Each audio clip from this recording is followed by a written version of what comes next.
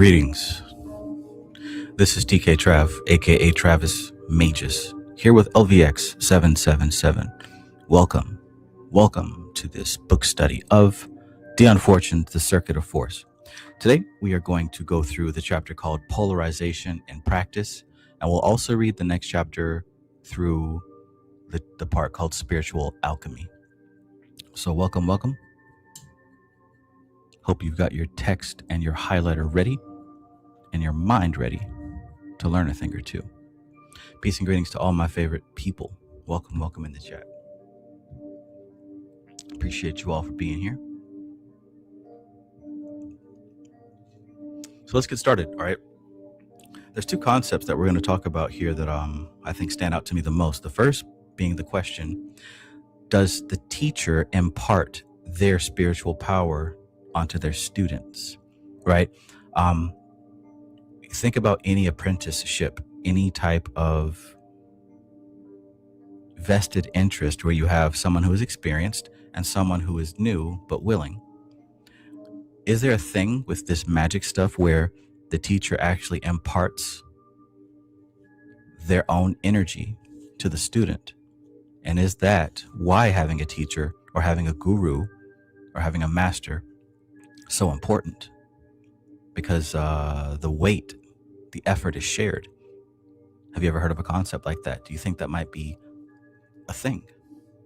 The also is, you may have heard about people saying, so-and-so was born with a veil over them, right? What is this veil? What is this diaphanous veil that we speak of? That's what we're going to talk about tonight in these chapters. So, prepare. Here we go. Peace and greetings. Dub VT, always good to see you, my friend. I know you're doing well. Peace to you. Empress New, peace and greetings. I love you too. Glad you're here. Ryan's Knowledge Room, peace, my friend, peace. Lady Justice in the building, peace and greetings. Zero the Hero, now the party can start officially. Welcome. Mothra, peace and greetings. Welcome. Trey Kage, peace. Trey Kage says transmission of mind beyond the teaching. Yes.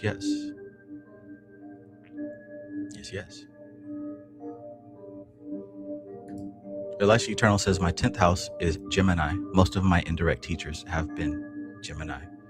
Oh yeah, right. And for a lot of people, pride comes into the way, and everyone wants to be the self-made superstar. But in truth, everyone and everything in your life is merely a symbol and a vessel for certain types of patterns and energies to flow through into your being, right? You have a mother and a father because those are the first and most direct channels of the divine masculine, divine feminine. And depending on how your relationship is with them and your history with them, it has an effect on, of course, your development, but also how you relate to those particular types of energy. But let's get into the chapter. Polarization in Practice, The Circuit of Force, Part 12, April 1940, Dion Fortune. In the matter of the circuit of force and sublimation, we have two problems to solve, not one, as the psychologists believe. We have not merely to find a channel of outlet for unused and consequently congested force, which is what is usually understood by sublimation, but also a means for the intake of fertilizing force, which is so completely unrecognized that it has not even got a name in psychology, and for which we must therefore coin one.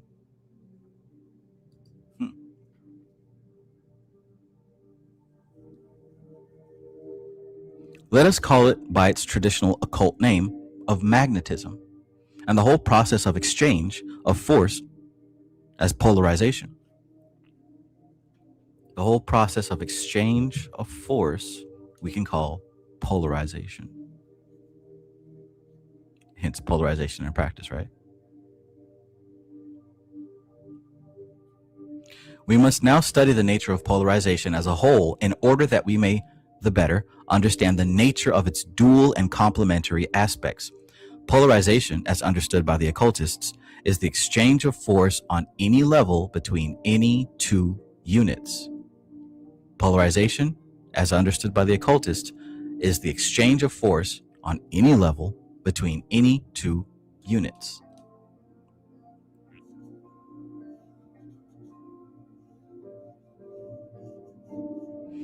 It includes sex as generally understood, but it also includes every reciprocal activity of two different factors.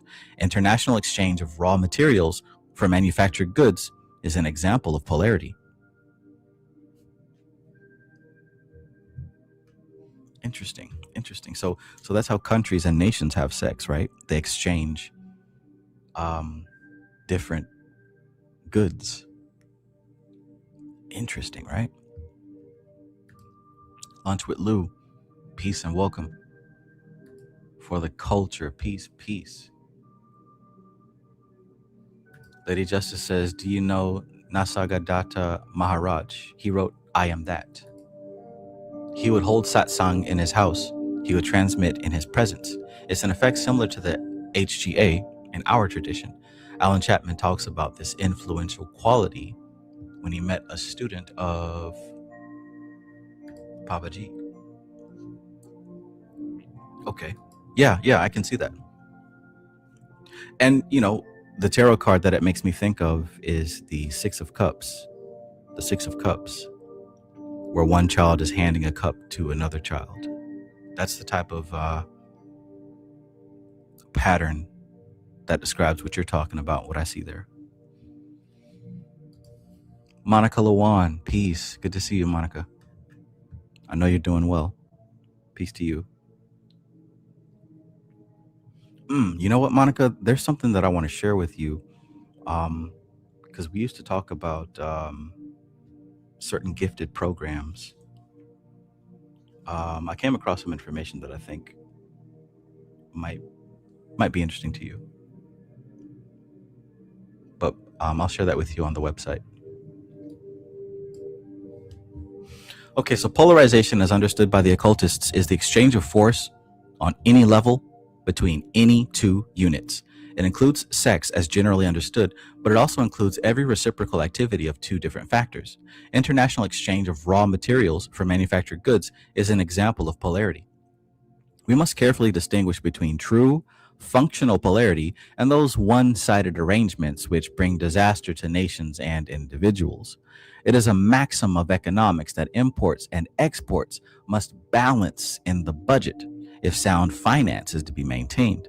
And so it is in all relations of life.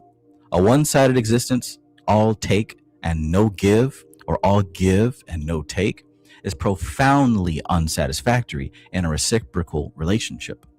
A teacher with dull, unwilling pupils finds teaching exhausting to the body and deteriorating to the character. A teacher with eager, intelligent pupils finds it exhilarating. So notice how right there you've got a circuit of force, the teacher and the students. If the students don't give a damn and, they hate it there, et cetera, it will drain the teacher. It'll drain the teacher in their energy and also in their character. And on the flip side, if a teacher has students who are willing, who are excited, who are open, there's a charging process between those two. I mean, hell, even look at your job, right? You might have a manager and an employee. The same thing applies there. You can take it to any relationship between two forces, or as Dion Fortune says, polarization is the exchange of force on any level between any two units.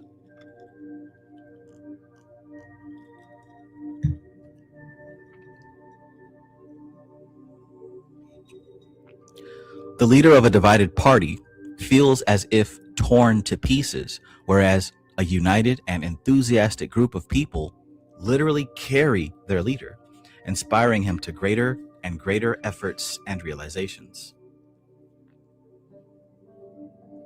There's a quote that comes to mind, right? They say,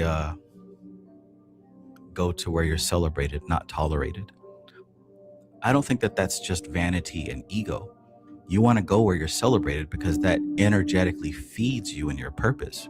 But if you stay where you're tolerated, you're being drained.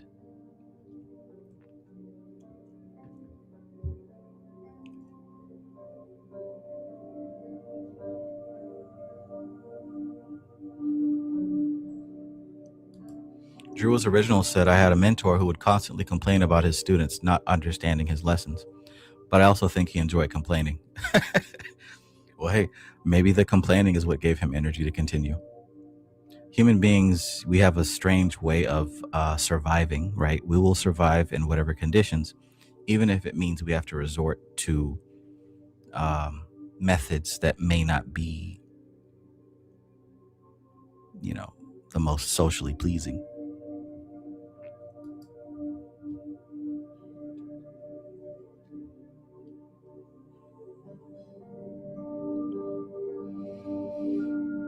It is also noticeable that successful leaders are always men and women of peculiar physical vitality.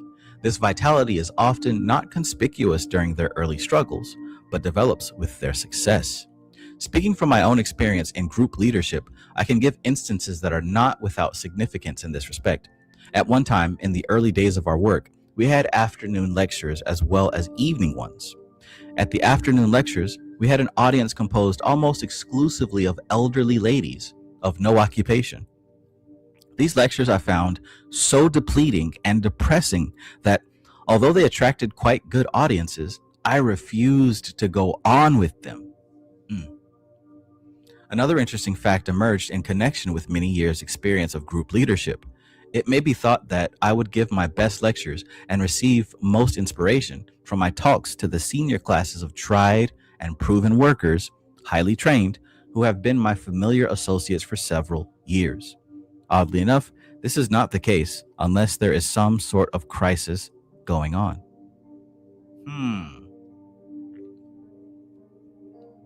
I had long ago noticed that after several years' work with the same people, a kind of staleness set in. This may seem gross mutual ingratitude, but nevertheless it was a fact that had to be faced. The remedy was soon realized, however, for as soon as any practical occult work, ritual, or meditation was delegated, freshness returned to the relationship. Students made into teachers were polarized by their own students and thus remagnetized, polarized with me once again on a higher arc as collaborators instead of pupils. Curiously enough, my best work is done with a mixed bag of intergroup students of all grades. No strangers being present, we are all of one mind in one place. And at the same time, the introduction of fresh blood produces a vitality of atmosphere which serves as a magnetic stimulus. In the practical work, this is especially noticeable. It is, of course, impossible to introduce entirely untrained people into a group doing practical work, a framework of experienced people being essential. But if the group is composed entirely of senior members with whom I am long accustomed to associate, we do not get as good results as we do if one or two newcomers are introduced. I've found that to be true as well. I think the best type of group is when you have a handful of people who are experienced and practiced, and a handful of people who are kind of fresh and new, and some people who fit in the middle. That is like the ideal group. People are always like, oh, well, I don't know how to do this and I'm just a beginner, yada, yada, yada. But they don't understand, like, in tarot, that would be represented as the page cards, right? Page of Cups, Page of Swords, Page of Pentacles, Page of Wands. That's that page energy. And the newness, the freshness, the vitality of a page is what populates the kingdom of the king or the queen or the knight.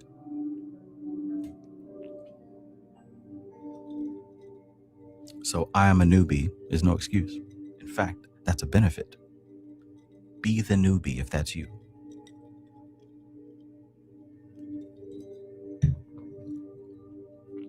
It seems as if when people join a group for occult work, they bring with them a reserve of accumulated magnetism for which life has supplied no outlet. I'm sure every one of us have experienced that. Let me highlight that. It seems as if when people join a group for occult work, they bring with them a reserve of accumulated magnetism for which life has supplied no outlet. This is probably explained by the fact that the people who take up occultism, or any form of practical religion for that matter, are usually people who are dissatisfied with life, unfulfilled, hungry for emotional satisfaction. Such people need more than anything else an outlet for their unused forces. And they find this par excellence in practical occult work, where the first thing that is done is to pool the available magnetism by means of circle working.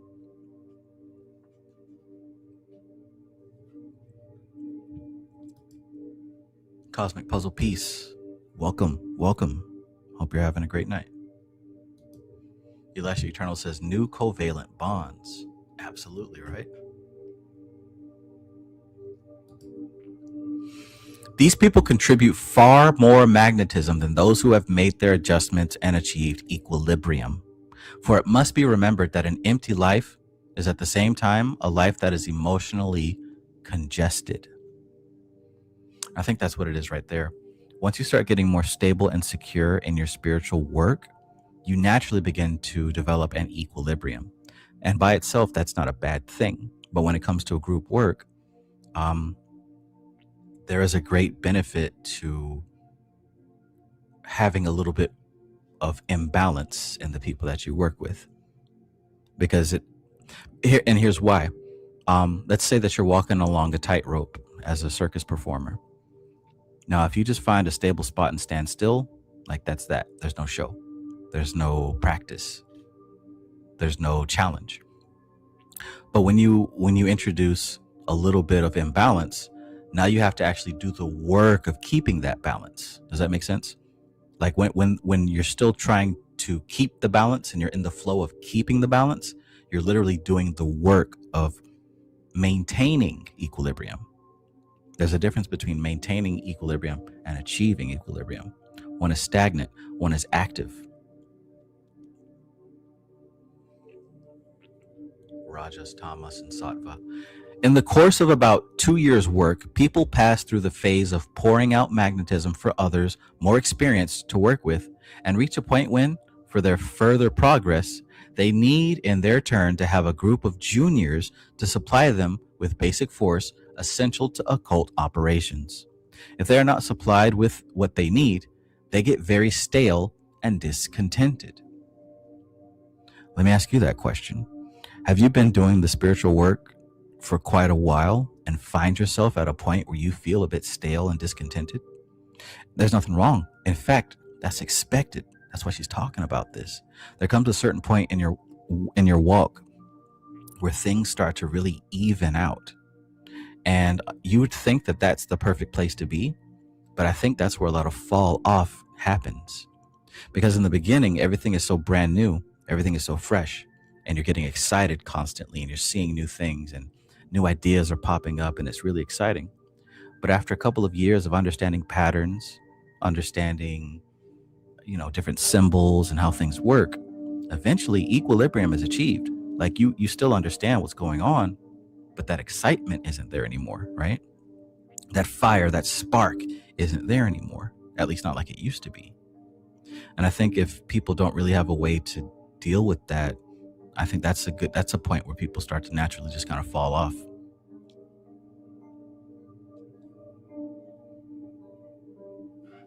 Have you ever gone through something like that? I have, for sure, multiple times, in fact. And what I found is that that's where you sit just before you get to your next level. Like, doesn't that just make sense? You go through a phase where everything's exciting and crazy and wild and oh my God, this happened and this synchronicity and this, that, and the third.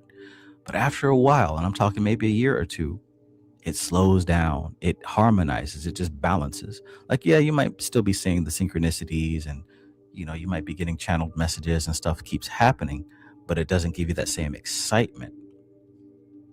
And it's real easy for us as human social creatures to take that equilibrium and mistake it for, oh, well, it's left. It was just a phase. It has passed. It's gone. It's easy for us to think that. But what I have found is that if you persist and you continue, that phase right there is just before the next level. It literally keeps going up and down, up and down. It's just like school. It's like a school or some type of curriculum, an invisible college.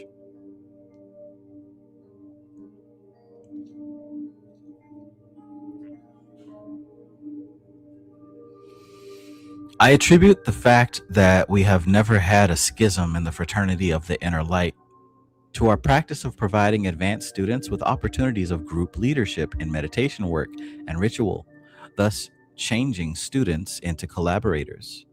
I've also found, however, that unless I keep in personal, individual touch with senior members, they in their turn tend to become demagnetized. Whoa. So what she's saying here is that, so in her group that she works with, she's got these senior members who have been with her for a long time. And the way that she has found to keep them in the circuit of force is by assigning them to be teachers, to teach new students, right? And that keeps them circulating that force. But also she has to keep personal contact with them. So it's really becoming a chain of command here, this invisible spiritual chain of command.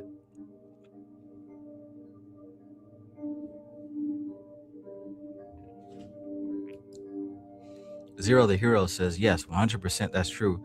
Do you think that's related to how much karma is being cleaned by spiritual practice and expansion of consciousness? I love it, Trav. Yes, I do. It's almost like we're rising up through layers of lasagna, right? One layer might be meat and sauce. Another layer might just be pasta. Another layer might be cheese and all that other stuff. And you keep going through these different layers. I think karma is stacked like that too. In fact, I know that karma is stacked like that too. There's types of karma, and the more concentrated spiritual work that you do, you'll find your consciousness rising out of those different layers, which means that all of karma isn't necessarily meant to be worked out. Some karma is meant to be left behind, and you only leave the baggage behind when you rise up the planes on your consciousness.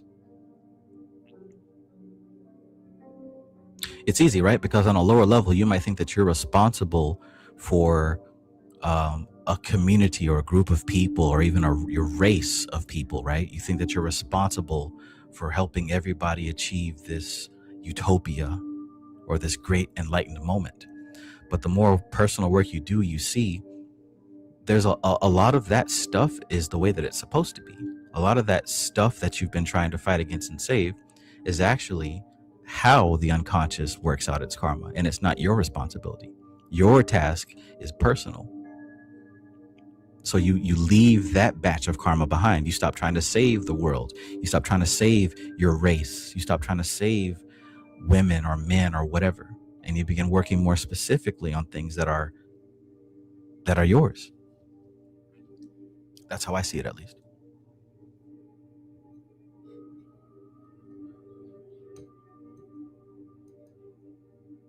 We all have a portion of work to do, and you don't want to make it more difficult for yourself by taking on someone else's portion of work.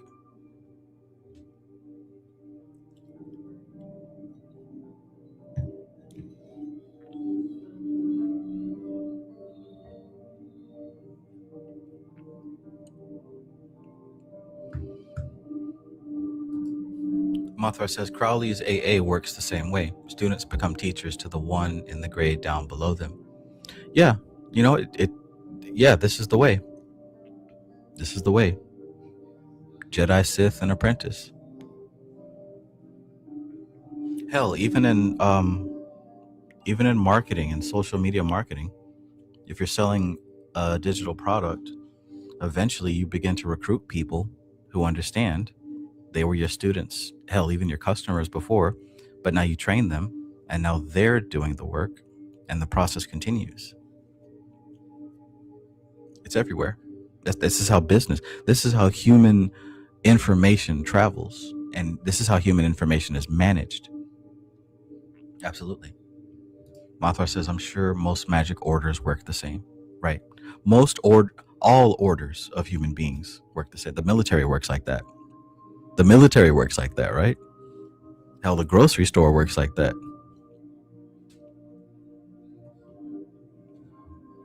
Elashi Eternal says, all I'm seeing is Star Wars, lol. Yeah, yeah. Zero the Hero says, amazing. Thank you as always. This is the best part of the week. This is very insightful. Awesome. I'm glad you feel like that. Yeah, I mean, I can't lie.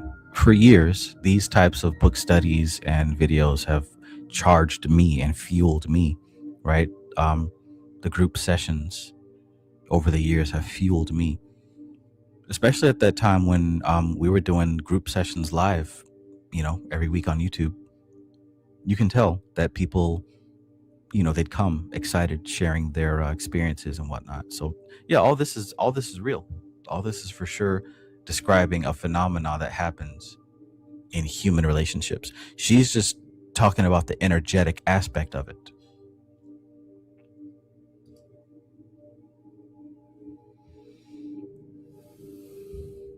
Let's continue. The question of the sympathetic induction of vibration, which is so important a factor in initiation and occult training, is, of course, another example of the principle of polarization. To be in contact with a person possessing a high level of consciousness is to have that mode of consciousness awakened in oneself. Don't miss that line. Don't miss that line. Let me highlight that. To be in contact with a person possessing a high level of consciousness is to have that mode of consciousness awakened in oneself. I like to think that it's a privilege to be able to communicate with me on a close level. And that line proves that that's not an ego statement. To be in contact with a person possessing a high level of consciousness is to have that mode of consciousness awakened in oneself. And you should realize that. It was for this reason that we established our guest house at Glastonbury so that students might have an opportunity of personal association with senior members. Unfortunately, however, financial considerations compel us to take others besides members, so conditions are not always as favorable as they might be. Moreover, teachers are apt to come down there tired after a term's work, and further polarization demands too much of them. Don't you just love how money and jobs come in the way of spiritual work? That thorn in the flesh that the Bible talks about.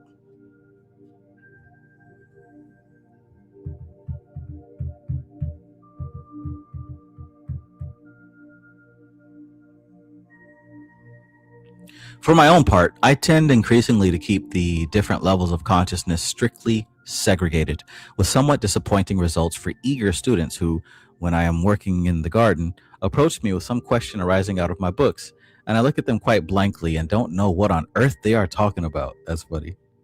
That's funny. I understand you, Dion Fortune.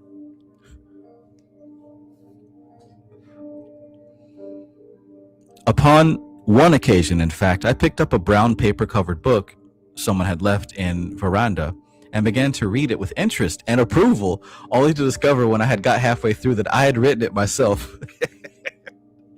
Yeah, man. Yeah, man. Many times have I watched my own videos and been like, damn, that's fire. Oh, wait, I'm saying that. It is not possible, in my experience, at my present level of development, at any rate, to have the higher and the lower levels of consciousness open simultaneously.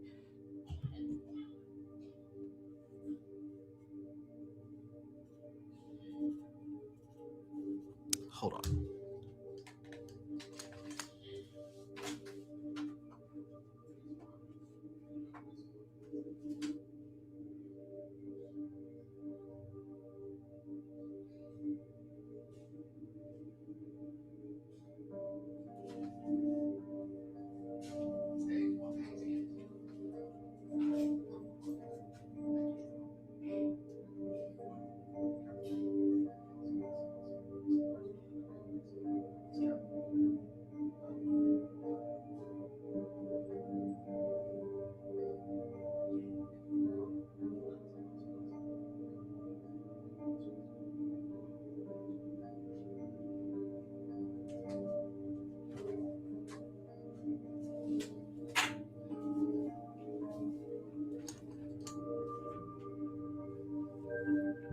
Yeah.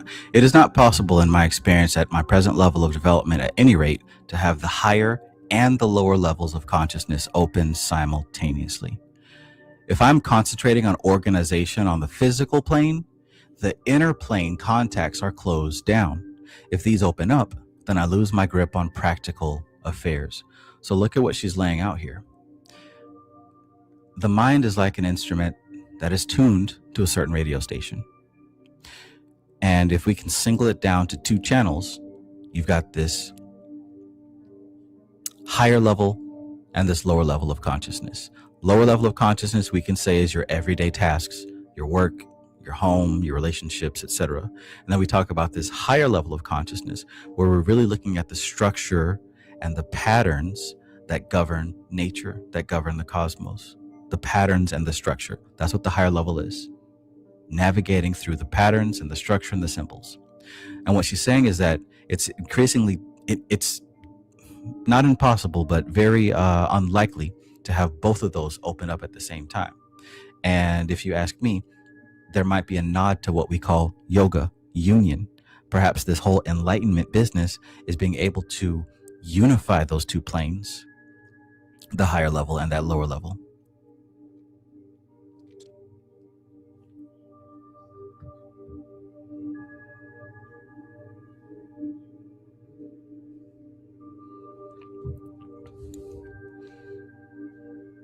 And of course, this is what it's about, right? When you do your ritual, when you do your meditation, when you go into trance, what you're doing is you're tuning your mind, you're pointing your mind to a different level. Like I said, we can simplify it down to two levels, higher and lower, higher self, lower self. But in truth, it's a gradient. Like I mentioned, that lasagna, there's layers that are stacked, whether it's pasta, whether it's meat sauce, whether it's cheese.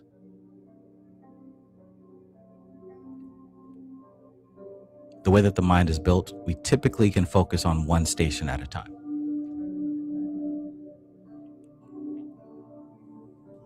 If I'm concentrating on organization on the spirit, on the physical plane, the inner plane contacts are closed down. If these open up, then I lose my grip on practical affairs.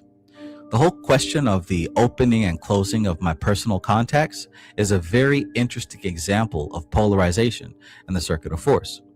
I never work alone. I need cooperation of people who are themselves in touch with the plane I wish to work on. Boom. Boom. You're looking for people who are in touch with the plane that you're seeking to gain access to. This is where we talk about keys, right? This is where we talk about having these keys to this next level, right? Whatever the next level may be. Just like if you were looking for a business opportunity or a partner, someone to work on something with you, you're not going to partner up with someone on the same level with you because both of you are going to be struggling, not knowing what to do. But if you partner with somebody who's already been there and done that, they can literally show you how to get there in the smoothest possible way. This is not just spiritual stuff. This is mundane stuff too. Right? If me and my brother wanted to open up a shoe business, we would both be struggling and researching the same stuff. But if I link up with someone who already has established a shoe business, right, they're going to teach me all kinds of things that I didn't even think to ask, right? About suppliers, about, what kind of paperwork to keep, et cetera, et cetera. Likewise, the whole question of opening and closing of my personal contacts is a very interesting example of polarization and the circuit of force. I never work alone. I need cooperation of people who are themselves in touch with the plane I wish to work on. Left to myself, I am inert. So notice what I said there. The example that I gave of, say, I want to start a business, a shoe company. I'm going to need to tap in with somebody who's done it or who knows something about it from experience. That right there is a circuit of force. One person on a higher level, one person on a lower level. Remember that Six of Cups tarot card where you've got the one child handing the other child a cup? That's what this is. So this is some real Tifereth type energy.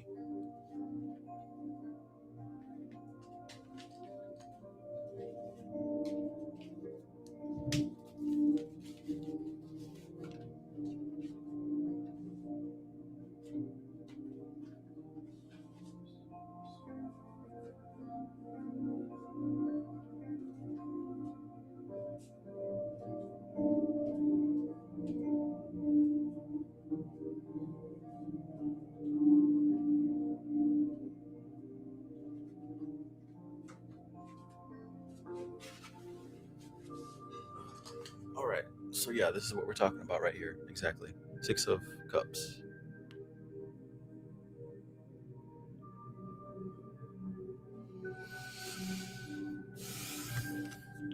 So here's a hint.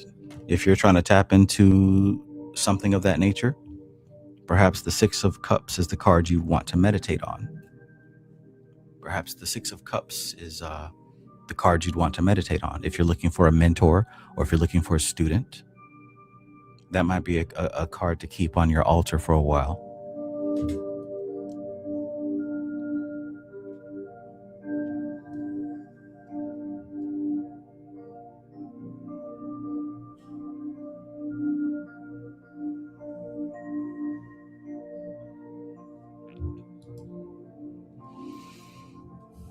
So I never work alone. I need cooperation of people who are themselves in touch with the plane that I wish to work on. Left to myself, I am inert. Realizing this fact intuitively, and even look at the symbol that she uses for Tifereth. See that the hexagon? The triangle pointing down and the triangle pointed up. See the cross? These are merging of two different forms, polarized. Not only do you have the cross, not only do you have the hexagram, you also have sweet baby Jesus and crowned and conquering Jesus on the throne. So you got these two polarized aspects. That's what Tifereth is all about.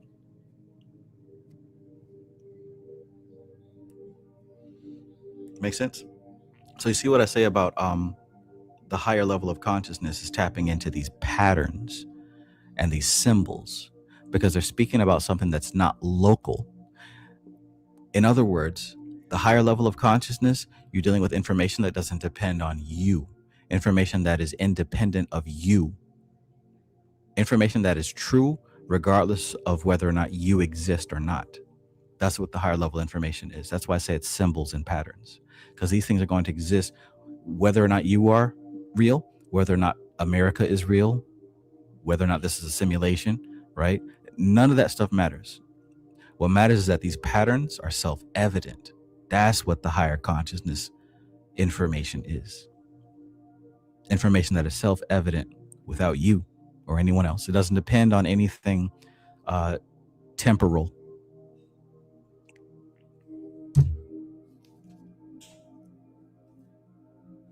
So if your higher level consciousness is dealing on some temporal shit, it's probably not higher level.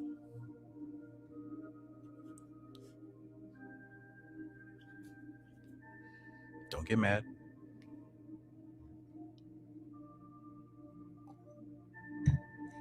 Don't get mad at me.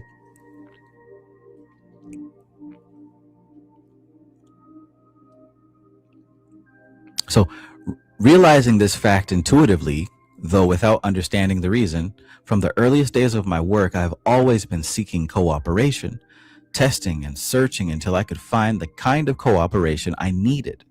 I soon discovered that no single person could give me all the polarization I required for our many aspected work, and that I had to find different people to cooperate in the different aspects. Until I understood this, and until my group understood it, I made slow progress. The capacity to cooperate depends on type, not on personal sympathy or even agreement of viewpoint. Let's read that again. The capacity to cooperate depends on type, not on personal sympathy or even agreement of viewpoint.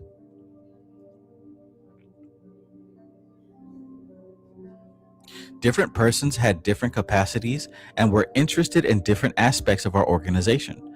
When in touch with one or another of them, I, in my turn, became absorbed in that aspect and able to work creatively at it.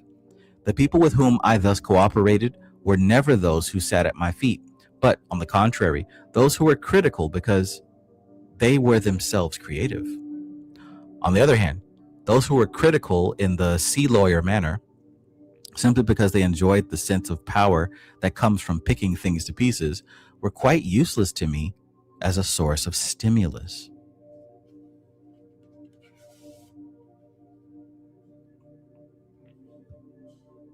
Interesting. Kevros, SS God, peace, peace and greeting. Pleasure, right. Six of Cups. Framestar Films, peace. Welcome, my friend. Peace, peace. Elisha Eternal says, worthy is the Lamb. Lady Justice says, the vision of the harmony of things, the mysteries of the crucifixion.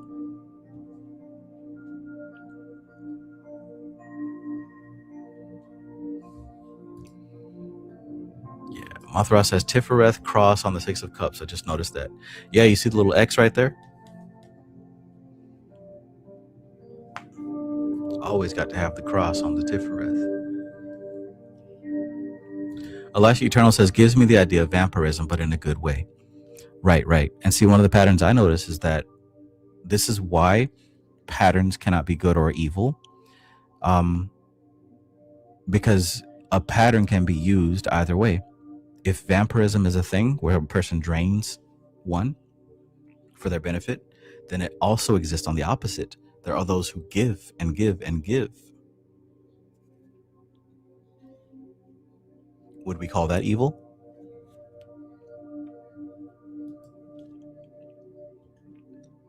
The yes man type and the constitutional cavalier proving ineffective.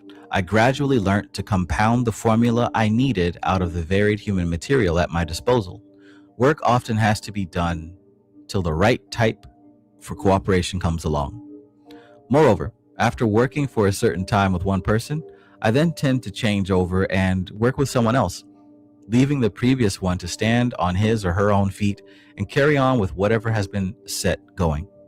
I found that newcomers generally bring in a fresh rush of magnetism, though I have had too much experience of human nature to trust my weight to a bow until I have assured myself that it will bear me.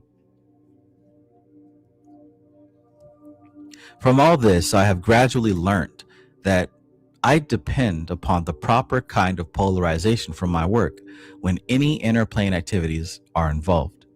The polarization is mental so far as psychic matters are concerned, and magnetic in ritual work. The two kinds of polarization are quite different, and it is not often that I find the two kinds of capacity combined in one person, nor is it often that the same person can cooperate with me for more than one type of work. Those who are valuable workers on the nature contacts, usually being of no assistance in the hermetic work and vice versa. So remember, you've got the two branches of what we call magic, the Orphic and the hermetic. The Orphic is what she called here, the nature contacts. So one is more tactile, more sensual. The other is more by the book, straight-laced, if you will.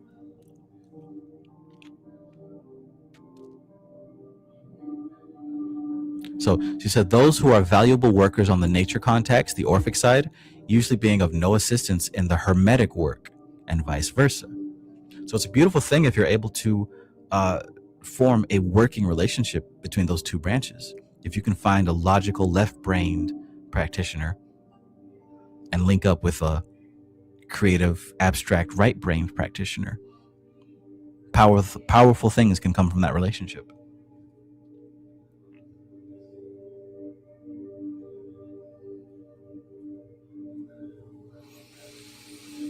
The whole question is a very curious one, and we can only learn about it by the light of experience.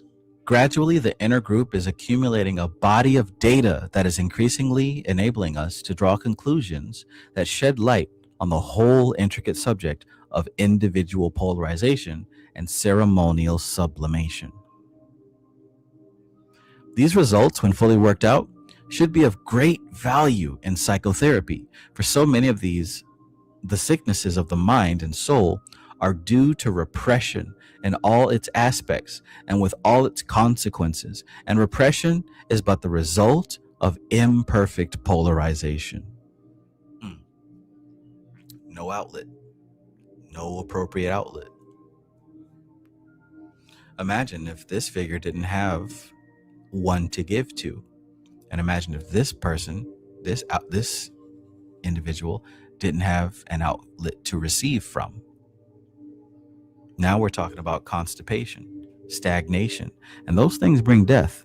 When there's not flow, when there's not movement, when there's not exchange, that's how mold grows and bacteria.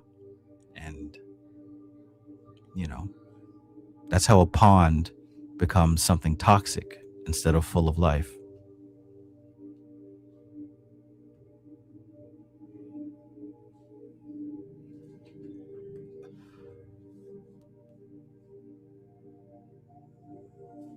Makes sense.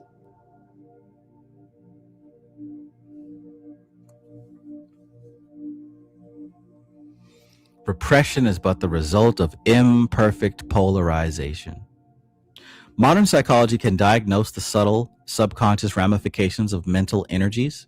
It can dissect out the soul of an individual and reveal its workings. But having done so, it has lamentably little to offer by way of remedy. Ain't that the truth? We can tell you everything that's wrong, but we can barely give you a solution. That's a really good chapter. Really good chapter because it really shows you the importance of relationships of healthy exchange. Relationships of healthy exchange on every level, whether it's, between nations, between lovers, between family members, between you and your spirits. There has to be a circuit of force that is mutual in its circulation. It's got to be fed, not drained.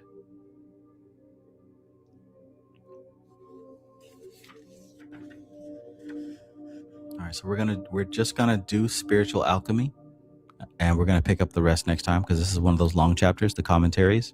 We're gonna do this first part, spiritual alchemy. We're gonna talk about that veil. But yeah, so that's what I was saying with that previous chapter. Is it a thing where the teacher imparts their spirit onto their students? Have you experienced that? Have you been a teacher and imparted your spirit onto your students? Did you find that your students just learn better with you as opposed to with anyone else or on their own? Have you been a student? And have you ever tried to find out, to advance? And when you finally got a mentor or someone to help you, you found that you accelerated rather quickly, even better than you knew that you could. Could there be something energetic there? Absolutely. Absolutely. That's one of the things I learned. If there's something that you want to do and you haven't done it before, your best bet is to find a mentor, period. I don't care if you're trying to play sports, if you're trying to do music, art, it doesn't matter. There's somebody on this earth who has already done what you're trying to do and done it well. And if you can't link up with them, at least study their work, study what they've said, study their thoughts, because you'll find clues and keys that you will not be able to figure out on your own. And that's just how it goes. That's just how it goes. Like if I wanted to drop everything and become a politician today, I have no choice but to find a mentor, to find somebody who's already doing it and learn how to get into the game, right? It just makes sense. It just makes perfect sense. So that's the reason why you need a guru or, a teacher or something like that.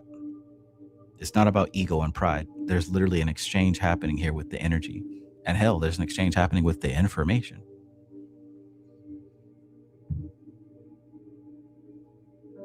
All right, so we're moving on to commentary D, gates to inner power and perception.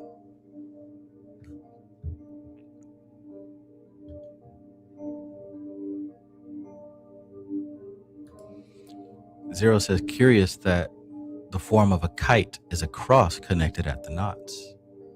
Yeah. And the kite is something that is linked to both the air and the earth. Elisha Eternal says, do they only coexist in the sixth sphere? I don't think I fully understand your question, but from what I do understand what you're asking, so the sixth sphere is the sphere of coexistence and harmony and connection.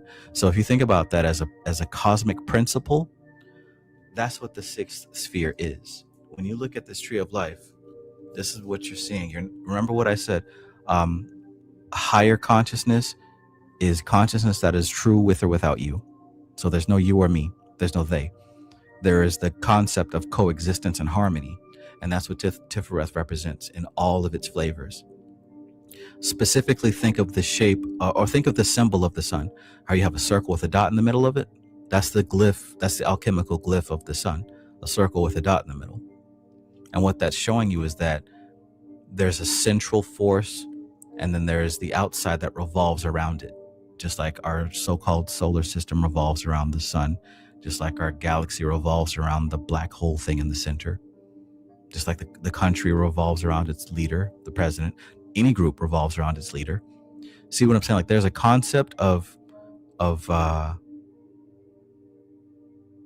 connection where there's a central figure, the sun, Tifereth, and then there's the things that revolve around it. Plant life blossoming, and children and animals and winning, virtue. All these things revolve around this central concept. That's what Tifereth represents. Not a person, place, or a thing, a concept. So what you'll find there, the tarot cards, because the tarot cards are showing that concept on the different planes. In this particular case, that concept that I just described is what's happening here on the astral plane. So this is what it looks like on the astral plane. It looks like the transmission of energy between a higher and a lower. We could say that's gift giving. Maybe she made a purchase, right? We don't know. But what we do know is that at the end of the day, something was exchanged. That's what Tifereth is about on the astral plane. And, you look at the Six of Cups, the Six of Wands. That's in the higher spiritual plane. Look at the Six of Pentacles. That's on the lower plane, the objective plane. Look at the Six of Swords. So it's showing you that relationship, that cosmic relationship, that pattern on the different planes. Let me know if that answers your question, because I'm not sure if that's what you were asking, based off of what you just typed there. Framestar says, if we often get consumed by lower base desires like addiction, is that then coming from a lower consciousness that presents itself to guide us towards a higher consciousness? That's a good question. That's a good question. And I would say yes, because at the end of the day, there is only, if you ask me, there's only one direction, and that is toward that higher consciousness. Once again, right, because we're talking about the Tifereth, and like I mentioned, there's that central force that everything revolves around. So there's nowhere else to go but back home to the center, which means that everything that's happening in our lives is guiding us back to the center. Whether we categorize it as good or bad, it's literally all leading us to the same place. And if you start seeing that in all of your daily activities and your thoughts and looking back in your past, that everything was leading you to where you are now, and where you are now is leading you to where you're going, at least for me, it causes me to stop worrying about stuff, to stop having so much fear and doubt in the future or in my decision making. Everything I do is correct, not because of my ego, but because there's nothing else for me to do but correctness. There's nothing else for me to do but harmonize. So to answer your question, I would say yes. Now, again, it's not an excuse to, just crash out. But it is a reason for us to not judge ourselves harshly for who we are and for what we do or what we have done. Lady Justice says, remember that the Malkuth of an upper world connects into the Tifereth of the lower. Yeah, okay, yeah, I see what you're saying. That's a good insight. I don't think I've heard it phrased in that way. Yeah, because this Malkuth of a higher plane is connected to a Tifereth of a lower plane. This is the Malkuth of a plane above, connected straight to a Tifereth. Cool. I have not heard it put like that. I'll add that to my library of correspondences.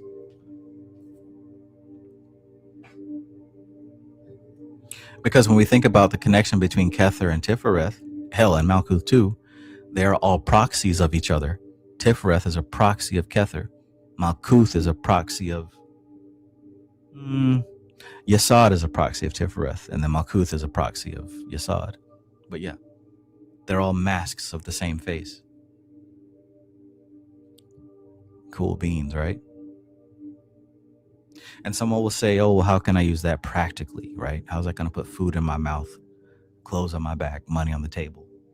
Well, what that will say to me is, if Malkuth is a proxy of Yesod, and Yesod is a proxy of Tifereth, and Malkuth is also connected to a lower Tifereth, what that says to me in plain English is that I am the representative of something that is much larger than myself.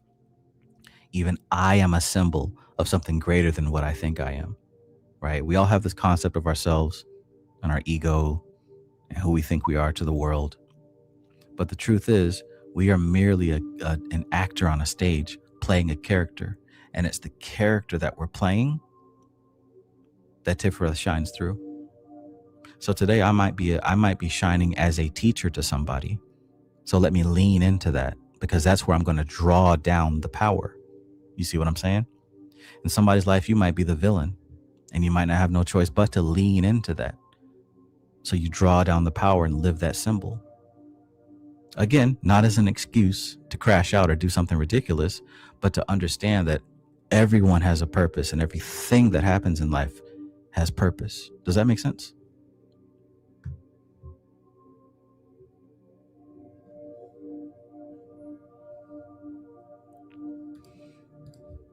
DJ Steady Wise, peace, man, peace. Good to see you.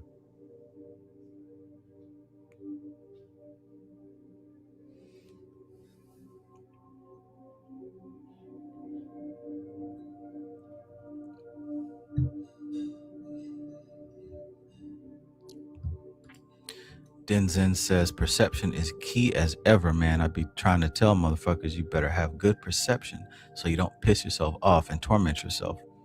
Absolutely. Yes, perception, right? And I'll take it a step further. We have to be good stewards, right, of how we categorize life, right?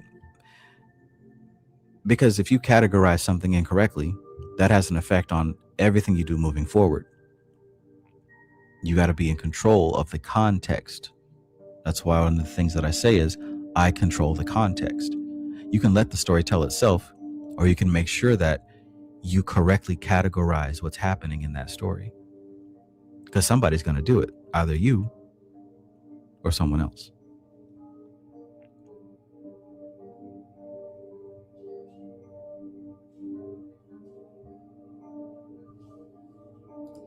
Denson says, my bad, bro. I thought this was a different live stream. I really hope I can manage not to smoke for some amount of days after today. You can if you want to. Everything we do is because we want to do it.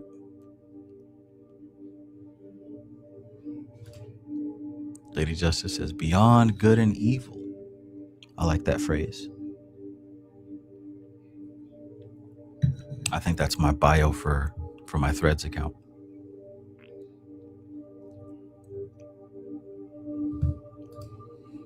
Honey Brown says, brings to mind a relationship between elder and youth in a community too.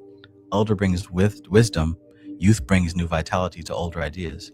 Yeah, that's why it's so important for young folks to volunteer at a nursing home or just to be in the lives of their grandparents. Most definitely.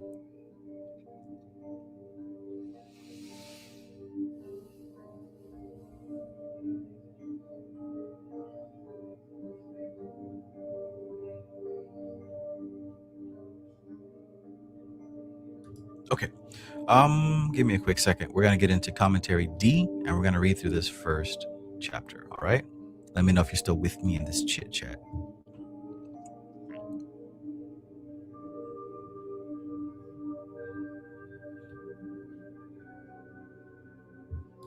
Yeah, that's a beautiful one right there. Cosmic Puzzle Piece says, my cousin loves to hear me talk about my occult research, and I love to talk about it. Yeah, man, that type of relationship right there can really keep the fires lit, even if it's just one person. Absolutely, man. Absolutely. That's been one of my favorite relationships to have. If you can find someone with endless curiosity and you're a yapper with, someone with some substance to yap about, that's perfect. That's a perfect relationship. And if it ever ends, if that person stops being curious, then you'll certainly feel it. So with that being said, don't never depend too deeply on another human being to be your source. Everything in balance.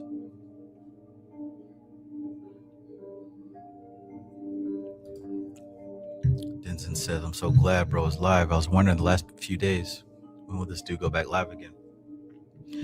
Yeah, man, a lot of stuff going on. A lot of stuff going on. I love going live and doing what I do, but there's some things in life that need to be sorted out for me. Going through a certain season myself where my off-camera responsibilities call a lot more than my on-camera. But I appreciate that you're looking for me and checking for me. That means a lot. Valara Ravana, peace, peace.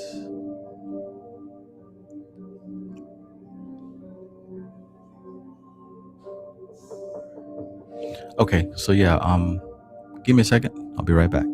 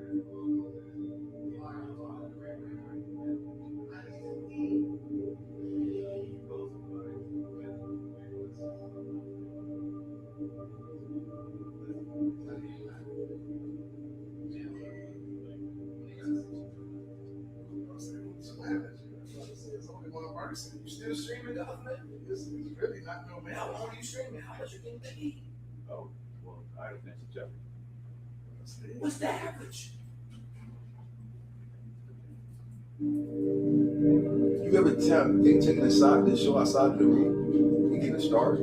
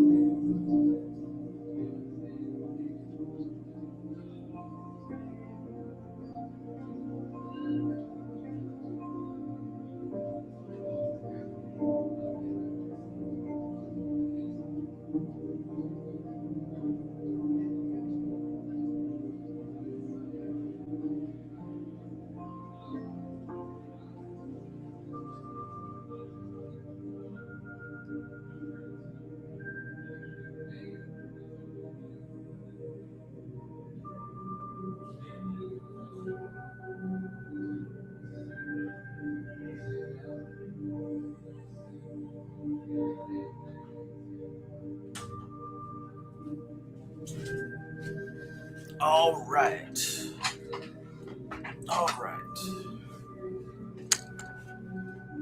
Back to it. All right.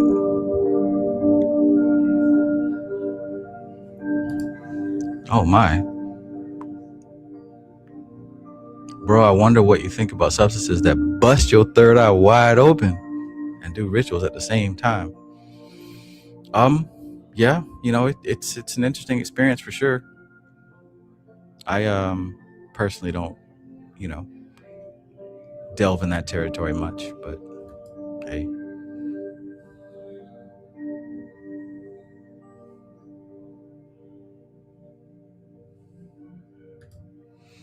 Zero says is given the principle in some way or form, but consciousness about it. Yes.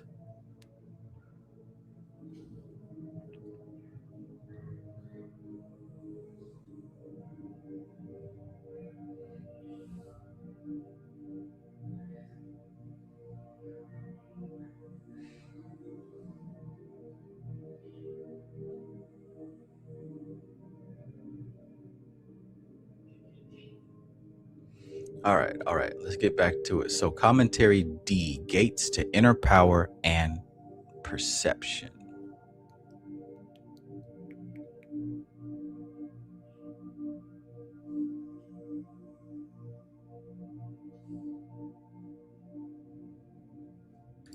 Lady Justice says Yasad and Doth overlap.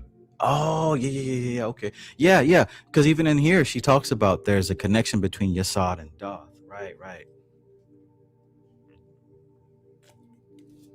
Right. So,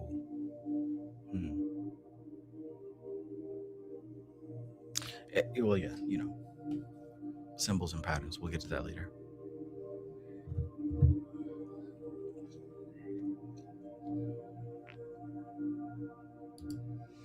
Denson says youth brings vitality to the old heads. That's hard for real. Yeah.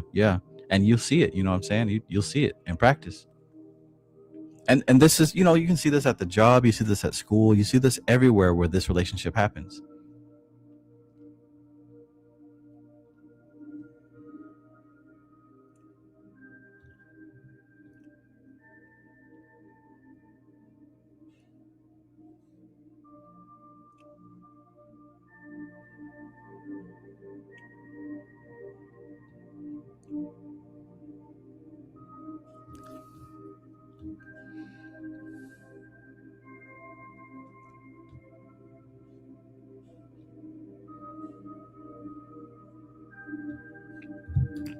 Mayat Mystic, peace and greetings.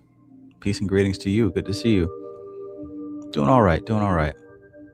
How are you doing?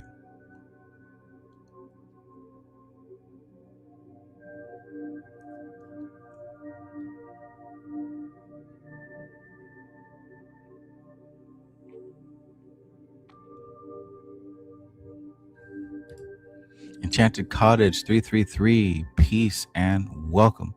Literally always good to see you. I know you're doing well, and I wish you well also. Thanks for popping in. I gotta come check you out, get a reading here very soon.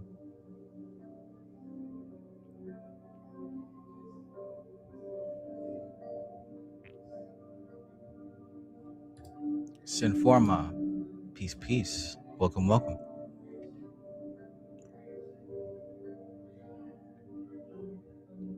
All right, let's get back to it, y'all. Let's get back to it here because what a world to live in, man. Just as a little side thing, I feel this coming through. I gotta share it.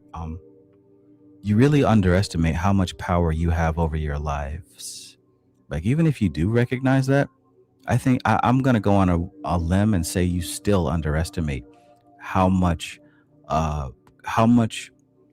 what's the word I'm looking for? Narrative power you have over your life. When you really start tapping into this stuff and using it on a daily basis, you'll find that you have incredible narrative power. See, our lives run on a story. Everything you do is backed up by the story you tell yourself about it. So what that literally means is The stuff that's happening is nothing but physical data. It's nothing but input, light, shape, smell, sound, taste, touch, that kind of thing. But each and every one of us build a story around it, and it's that story that makes it good or bad. It's the story that makes it suffering or pleasure.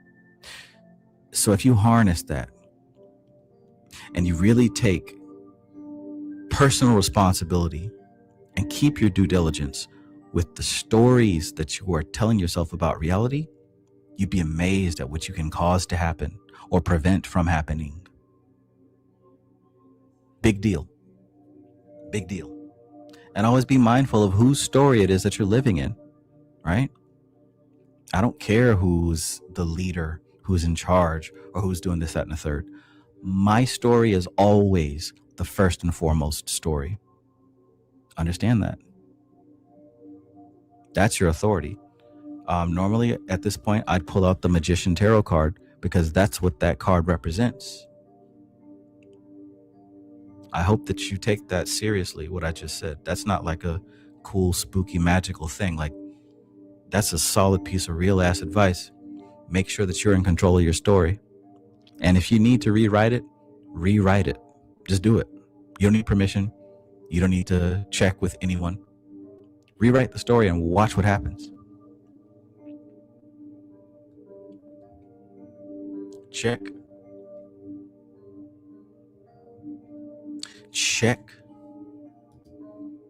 Enchanted Cottage 333 says Magician is my favorite card. Well, since it's your favorite card, let's pull it out.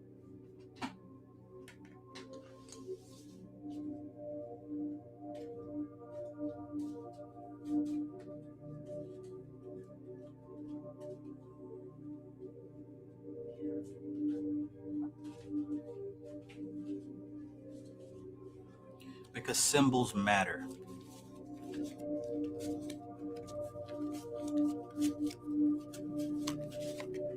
Because symbols matter.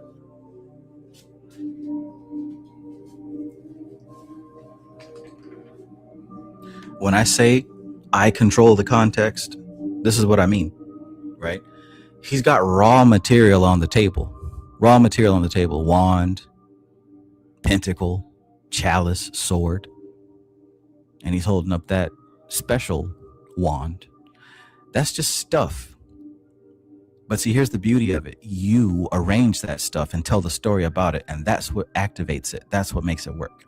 So you can say, oh, I'm a product of my environment. I'm trapped. This has happened to me. I'm stuck. This is a prison. That's all a story. None of that is the truth. There is no truth. Everything is true. Nothing is true. Everything is permitted. The magic, that lemniscat, I think that's what it's called, lemniscat above his head, that means that his understanding is above and beyond the sensory data. He's applying meaning. But he's not just applying any meaning in any story just because his ego feels like it. He's tapped into something. So the meaning that he's deriving is being pulled down and applied.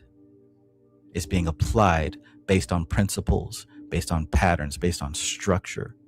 So what I'm saying to you is, check your story, check your structure, check what you've been defining your life as. All right? Glad we had that talk, kiddo. I go to bed.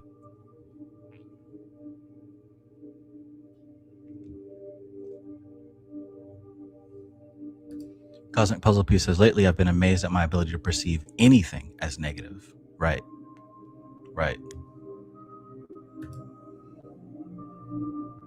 Diamonds, gems, 100 emoji. I control the context. Enchanted Cottage says, OMG, I've been talking about raw material for 2 days. You see? And that's another thing also you'll notice from doing this work. And if you communicate with other people who are doing the work, you'll see that we flow through similar waters. At this point, it's no surprise to me that I can literally talk about something and there's a bunch of people who have been on that same wave. That's just how it works. Like, we're all on this cosmic boat flowing through the same waters.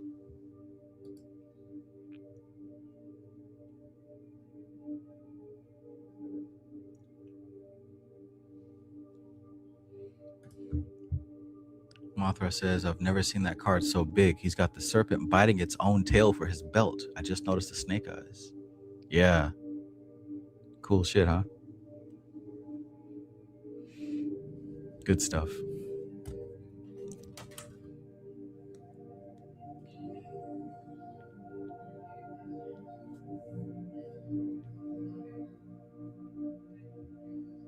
All right, let's get back to it now. Gates to inner power and perception. We're going to wrap it up with spiritual alchemy. All right, spiritual alchemy.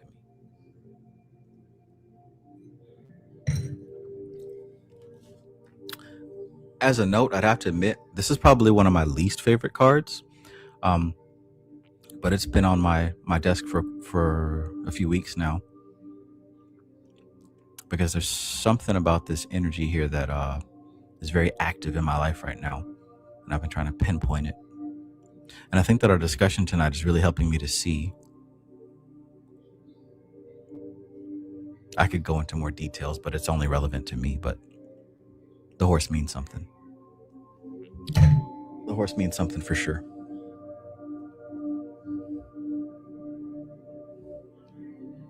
All right. For serious now.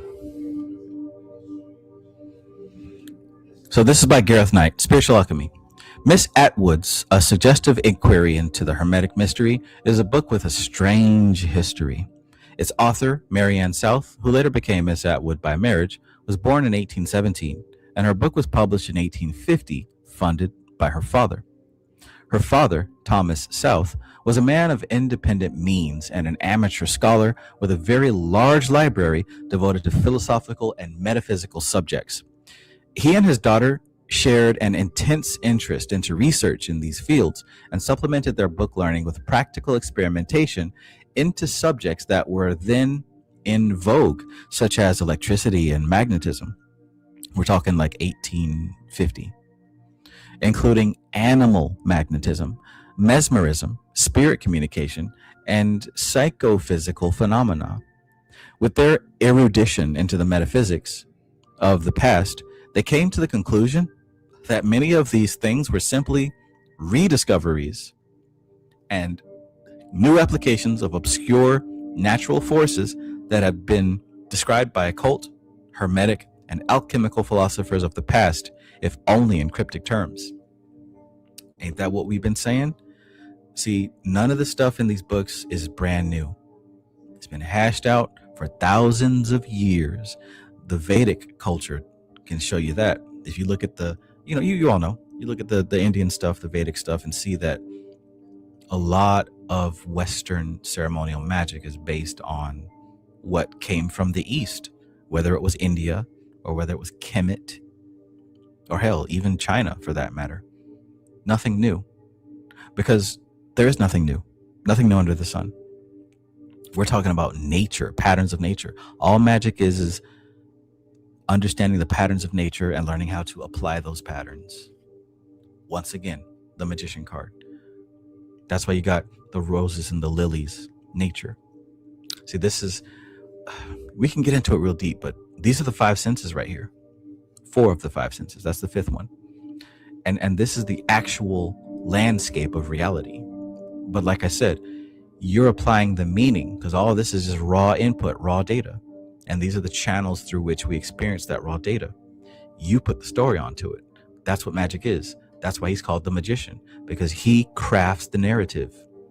You're not crafting the narrative for Hollywood or for America. You're crafting the narrative for yourself. You've got to have a strong narrative, and you have to maintain it.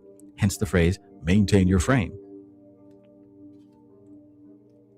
The stuff I'm telling you, it can easily transform what you got going on in a short amount of time, because we're going past opinion. We're going past, oh, this is how I just feel. Like, we're talking about cosmic patterns, sacred patterns. But anyways,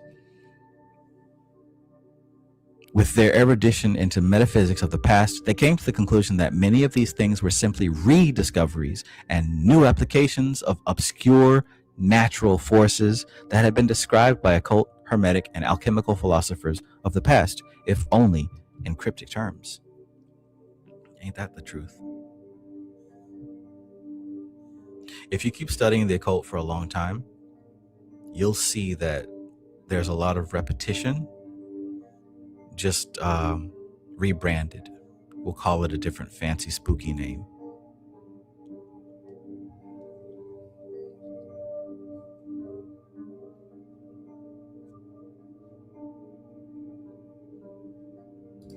Mothra says it's like the flag is the child holding is the unicorn's horn. I never noticed that. Now I cannot unsee it. There's the unicorn's horn. Very nice. Very nice.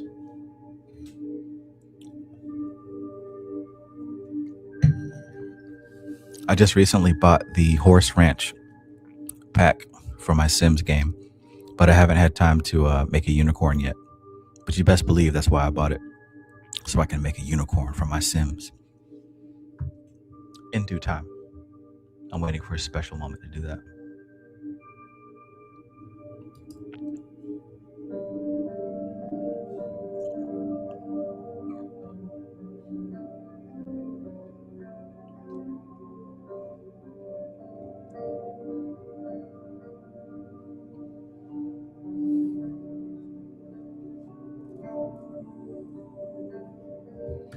Mothra says the human nervous system is the magical tool par excellence, and the mind is the operator.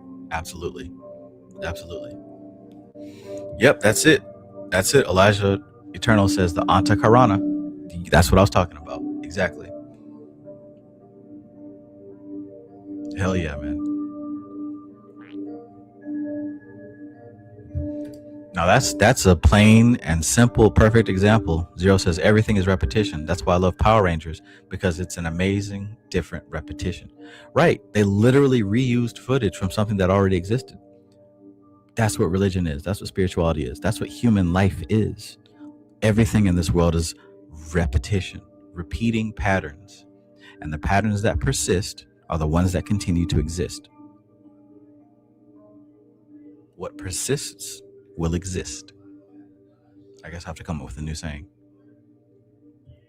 All right, back to it.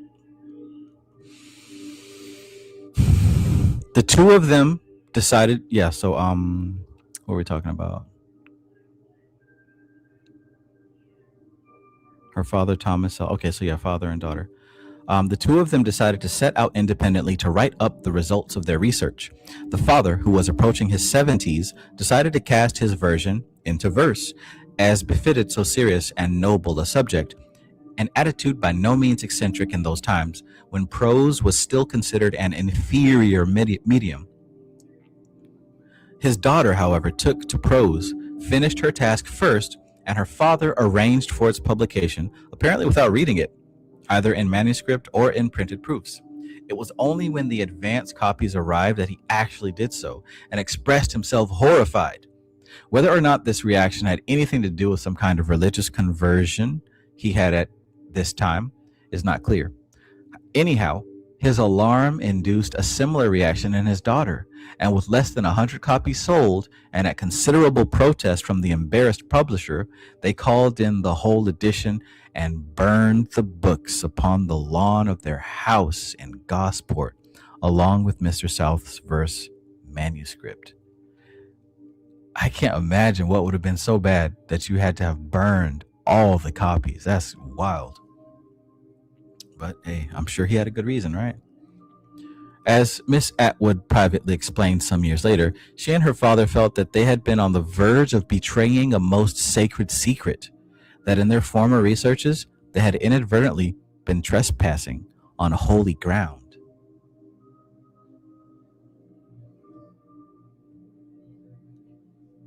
This is holy ground.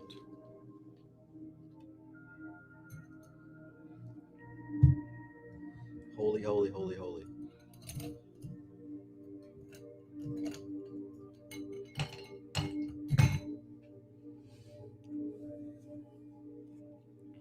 Old Mr. South died shortly afterwards, but throughout her life, his daughter never reversed their decision to ban her book. Although with the passing of years, she did come to a certain ambivalence in that she did not destroy odd copies of the book that later turned up. She even made gifts of 1 or 2 copies to friends, and indeed made proof corrections to one. In 1859, she married a clergyman, the Reverend Alban Thomas Atwood, and lived the life of a clergyman's wife until his death in 1883. Women always seem to live longer than men, don't they?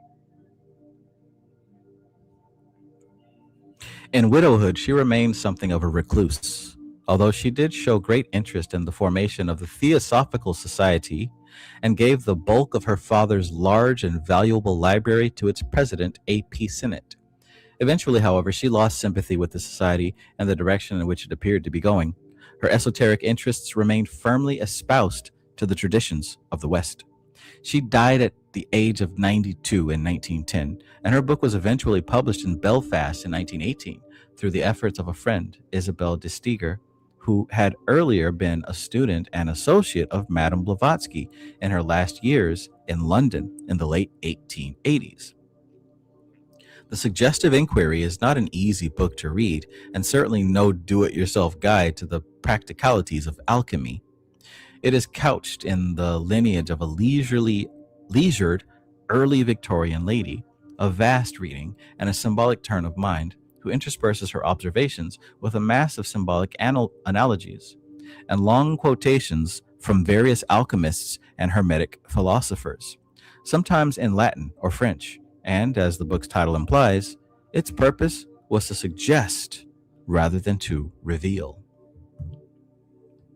A big old tease of a book, huh? Suggest rather than to reveal. To be honest, sometimes that's the best way. Sometimes it's better to suggest than to reveal. Why do you think that might be?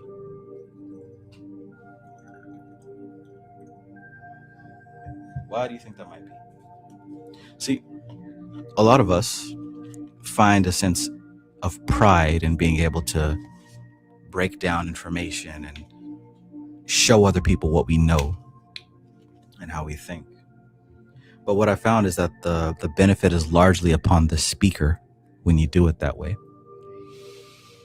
When it comes to suggestion rather than revealing, suggestion over revelation, what you'll find is that if your purpose is really to help and to teach, you'll understand the word education comes from the root word educo, to pull out from within.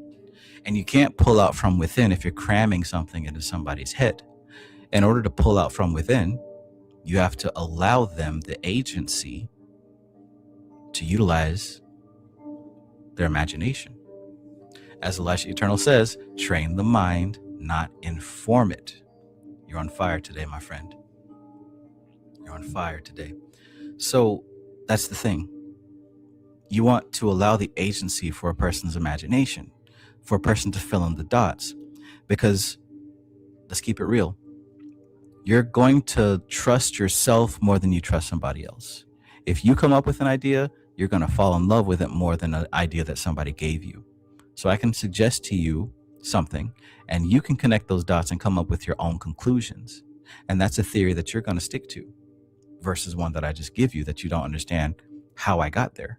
You know how in math homework we used to, turn it in and the teacher's like, oh, you got to show your work, which makes sense because how else will she know that you cheated or not? How else will she know that you actually understand what you're doing?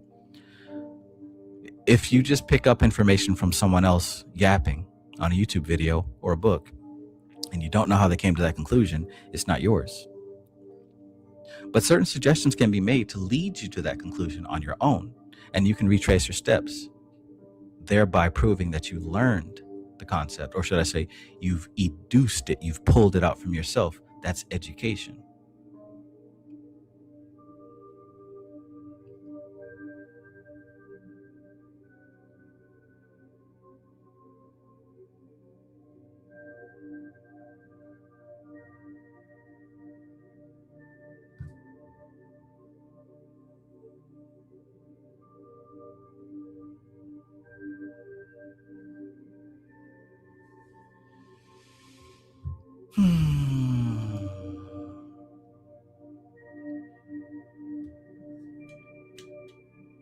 I think that questions are better than statements.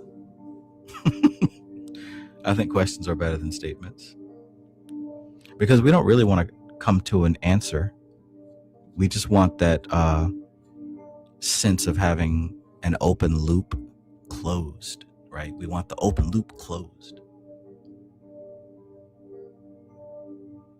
So to just give someone an answer, all it really does is close the loop. But sometimes that irritation of having an open loop is the very thing that keeps you searching, that motivates you to keep digging.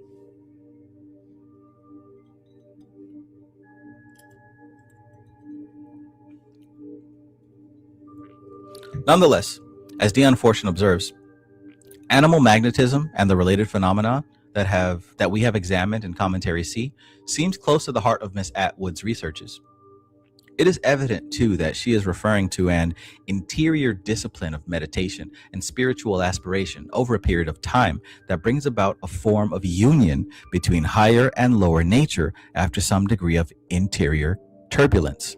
Remember what she said earlier about how, in layman's terms, she could only be tapped into the higher consciousness or the lower consciousness at any given time, but not both, right? So you're either looking up, connected to your higher self, or you're looking down, washing the dishes, paying the bills, picking up the kids from school.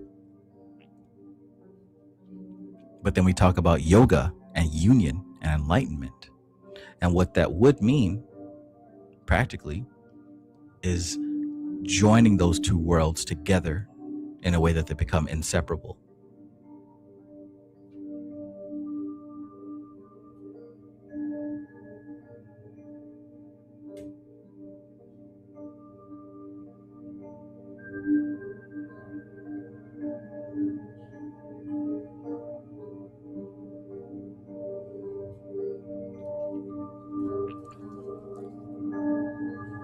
It is evident, too, that she is referring to an interior discipline of meditation and spiritual aspiration over a period of time that brings about a form of union between higher and lower nature after some degree of interior turbulence. The invocation of an element of perfection or divine spark seems crucial to this, which, rather after the symbolism of the Eleusinian mysteries, she sees as being like a grain of wheat that enters into the ground and dies, only to sprout forth with new life and manifold growth. Insofar that yoga techniques control the spiritual and life forces within the body by means of the images of the visual imagination, allied to controlled breathing, as might be likened to the drought applied to an alchemical furnace, it is perfectly feasible to envisage the pictorial symbolism of different experimental alchemists as being the equivalent to the symbolism of the chakras to be found in various schools of yoga and in the spheres and paths of the Kabbalistic tree of life. The athanor, or retort, of the alchemist consists of the physical and etheric bodies and the subtler levels that they contain. The prime material is the imaginative faculty, there it is, and the philosopher's stone is the contact with the spirit, the Ein Sof, Samadhi, or the Buddha fields. Whether in the case of an advanced practitioner this leads to effects in the world of objective phenomena is another matter. But by the way, I wanted to point out here, look at what he just said here. The athanor, or retort, of the alchemist consists of the physical and etheric bodies and the subtler levels that they contain, right? So we're talking about the athanor, right, of the alchemist. We're talking about the physical body, which is the material plane, and also the etheric body, which is the energetic plane. But check this out. The prime material is the imaginative faculty. It's the story, it's the context, it's the meaning that you place down on the physical plane and the etheric plane. That's the philosopher's stone. I control the context. Mic drop. And what he also goes on to say, the prime material is the imaginative faculty, and the philosopher's stone, the contact with the spirit, the Ein Sof, Samadhi, or the Buddha fields. That's what this represents, the contact with Kether and what's beyond. That's what that stick is. That's what that wand is. That's the fifth element right there. 1, 2, 3, 4, 5. The fifth element, Akash, being the space, the playing field, the ground. You can't play chess without a board, right? The board and the chess pieces are all within Akash. Akash, the fifth element, is the field within your work. It's the context for the content. The fifth element is the context. That's what Akash is. The content is the earth element, the water element, right? The fire element, the air element. That's the content. Those are the chess pieces. But none of those things have any practical meaning without the chessboard, without the fifth element, without Akash. And in practical human terms, Akash is the context that you set for the meaning of life, your life. Everybody has one. Even if you think you don't. You obviously do. That's why you're motivated to do things or not do things, because you have a story behind it. You have a meaning behind it. Check.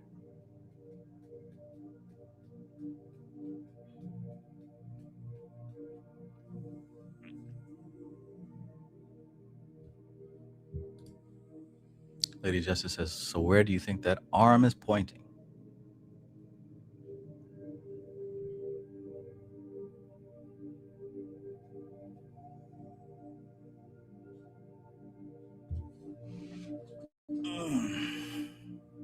It's easy stuff, right? I mean, it's easy stuff insofar as it's always been in your face. Like, once again, nothing new. Nothing new. It's just that your eyes, or I should say your imagination, becomes more sophisticated to put things in their place.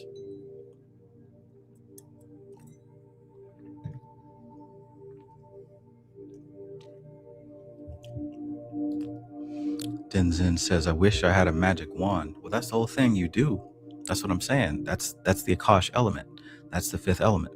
That is the context. That's the imagination. That's the story. That's what you're laying down upon the world. That's the fifth element. That's the philosopher's stone, like he said right here. So you have it, right? It's not that you wish you had one. You just wish that you knew how to use it. You got to activate it and put it to work. Lady Justice says that wand is double-ended for a reason.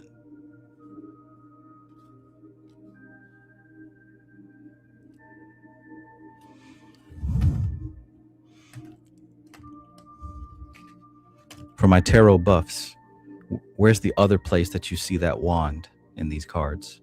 Where else do you see this double-ended wand in the cards?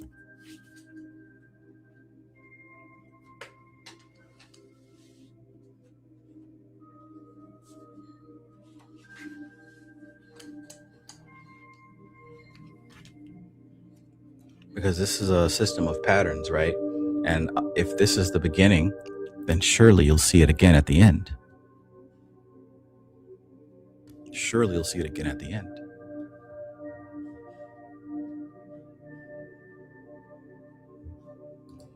And yeah, also he shares that infinity symbol over his head, the limnus gate.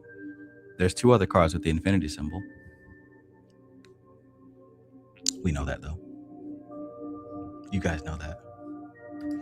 Honey Brown says the world. Absolutely. Not only does they, them have that same wand, but they've got two. And what we could glean from that is that a sense of mastery has been achieved. Mastering not one, but two.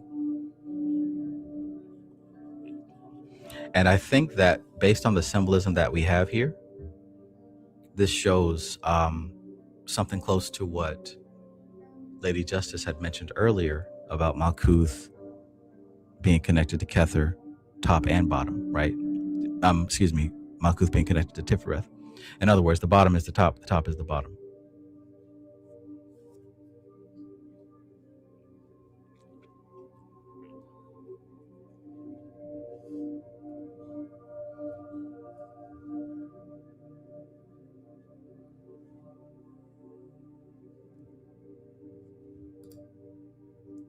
Lady Justice says, want some help? Absolutely. I won't turn down some help.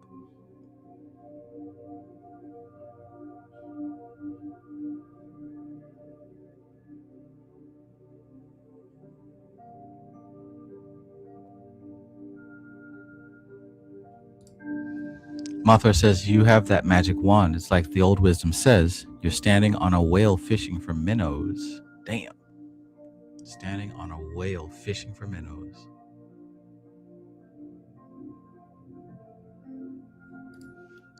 Zero says, Rahu united with Ketu. The dragon recovers his head or his body is the same. Rahu reconnected with Ketu. Nice. All right, so we're going to wrap up this chapter here.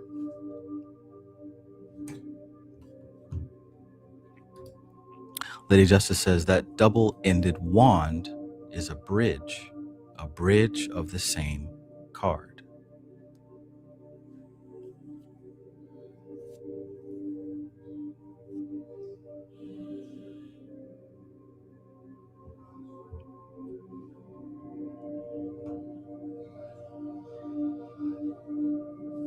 As above, so below.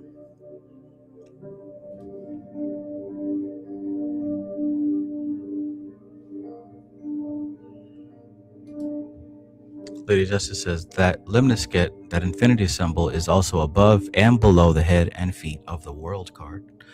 Okay. Yeah. I didn't notice that. So yeah, we've got it up here. And we've got it down here.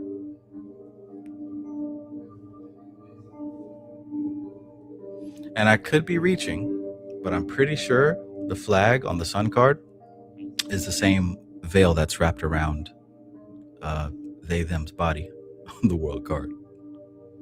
I think it's I think it symbolizes a Hebrew letter as well.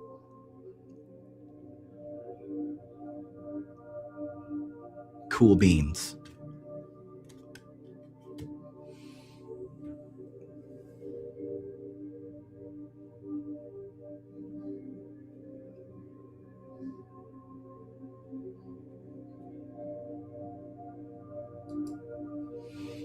All right, where we at? Okay, Miss Atwood speaks of the discovery of the causal nature, which we may take to be that part of nature which is behind the external nature we see. Boom. Remember this? Remember this? Miss Atwood speaks of the discovery of the causal nature, which we may take to be that part of nature which is behind the external nature that we see. This is your Akash. In other words, this is the etheric matrix. And Miss Atwood had no doubts about its importance. She writes in conclusion to her work, which also gives some indication of her style, as follows. The discovery of causal nature is doubtless of all parts of knowledge the worthiest to be sought after, if it be possible to be found, and, as to the possibility, they are computed for ill discoverers that think that there is no land because they discern nothing but sea.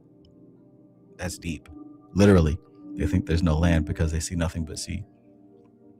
Believe it, then, beyond the turbulent sea of sense, there is a haven and signal marks to direct where the promised land is to be found.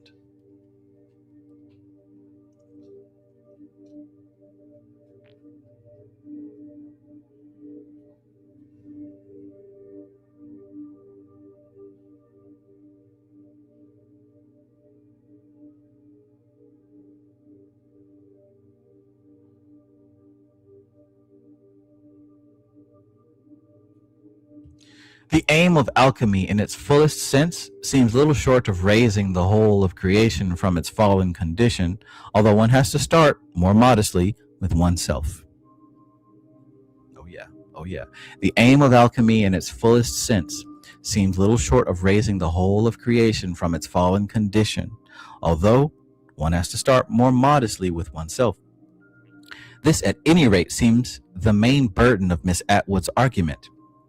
She cites the work of the Protestant mystic Jacob Boehm as perhaps being the nearest to which the secrets of alchemy had hitherto been revealed.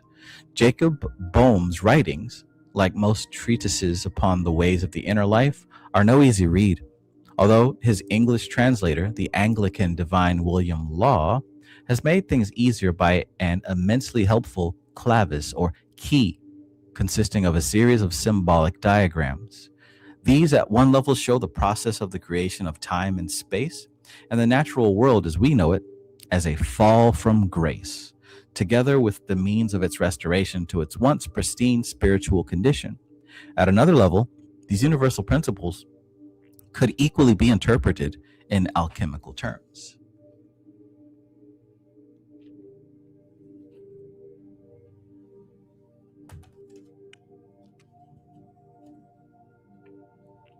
In short, whatever the detail of symbolism, the great work is carried out within the human organism by means of the creative imagination under spiritual motivation and guidance.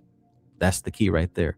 Creative imagination under spiritual motivation and guidance. Can you imagine? You know how powerful your imagination is already.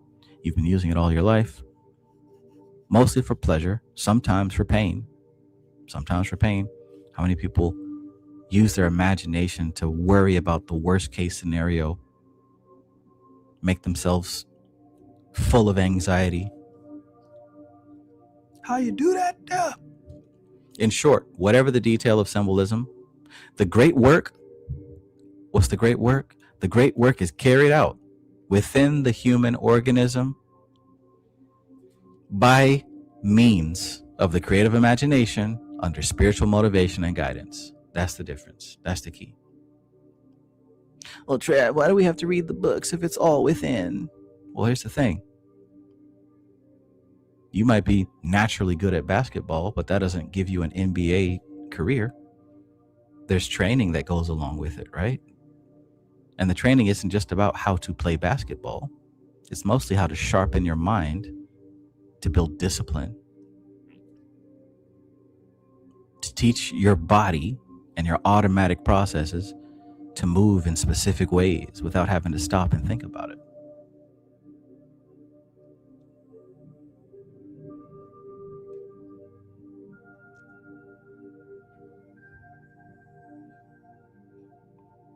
Creative imagination under spiritual motivation and guidance. As Miss Atwood points out, and here's the last sentence, or the last two sentences. As Miss Atwood points out, this effectively puts the idly curious, the selfish, and materially motivated aspirants out of the running. It also blocks off any likelihood of success by research projects under current rules of objective scientific inquiry.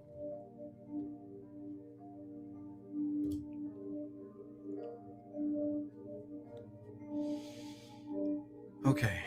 What do you think? Did you learn something?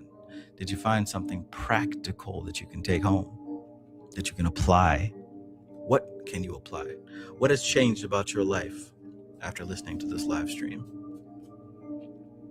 What has changed about your life?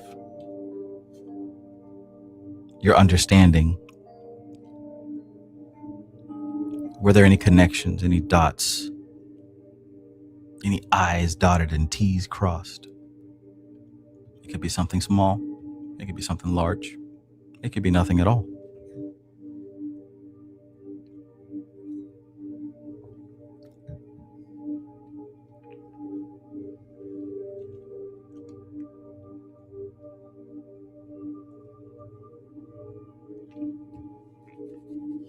In any case, this is where we will stop for tonight. We'll finish this particular chapter. It's a long one. Next week. Framestar Film says when magic becomes muscle memory. Yeah, man. Like a Navy SEAL, like an Army Ranger, like a Green Beret.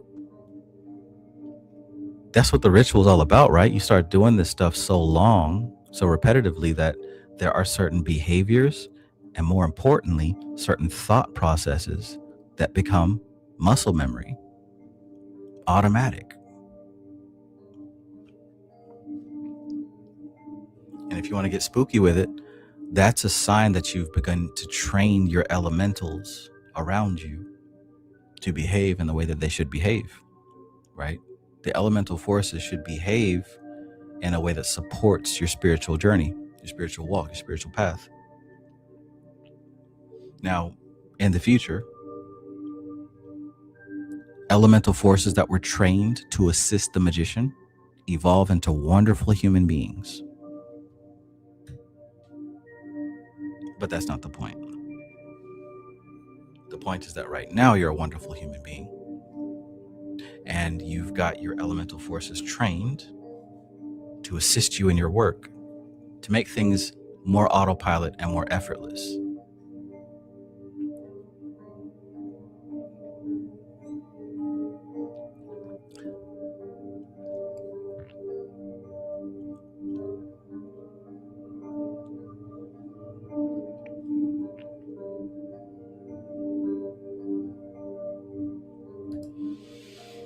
Unless Eternal says, for me personally, I don't know if it's ego or pride, but I always struggle to submit to a mentor or a master. Need to learn to be more trusting. Yeah. I don't know if you'd like advice from me, but just from the outside looking in, I think what it might be is that you're focusing too much on the human being. There's a story that I like to tell about church and how I gladly give tithes and offerings to the church. And quite honestly, I don't care if the pastor's using it to buy a car or to buy a nice suit. That's none of my business. The pastor is a symbol to me, and me giving tithes to the church is also a symbol to me. Once I put my money, my dollar bills on that plate, I don't care where it goes, because the work was me doing that ritual. It's not about the pastor. It's not about what he does with that money. It's about me making that exchange. I didn't give the money to him. I gave the money to the spirit. So I get what's mine. But, don't get me wrong. I completely understand what you mean. And, that might be something to explore. That might be something to examine. And maybe there's a way to look at this from a symbolic perspective as opposed to a human perspective. And of course, have boundaries, right? Just because you get a guru or a master doesn't mean that you're a slave to them. It means that there's a person who you've symbolized as a channel for a different type of information to come through to you.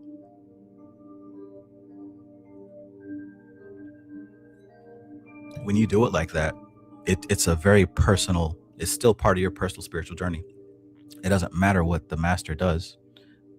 In fact, now that you're aligned with them in that style of relationship, the circuit of force becomes active. So even if they're a complete crash out crackhead, they're going to be relaying information to you that's going to be extremely useful and appropriate to your path because you've established that relationship. Let me know if that's helpful, if that makes sense. If not, let me know that as well.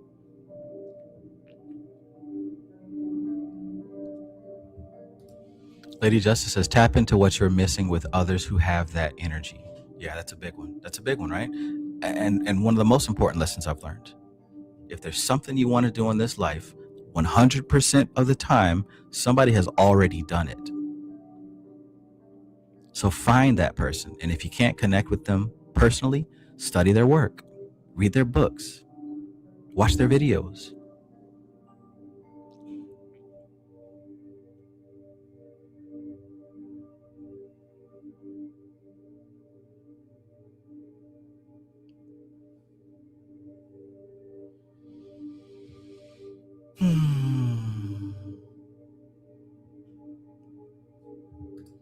Boom. Jensen says, bro, I was finna say that I would give money to church. Yep, you're right, because the symbol.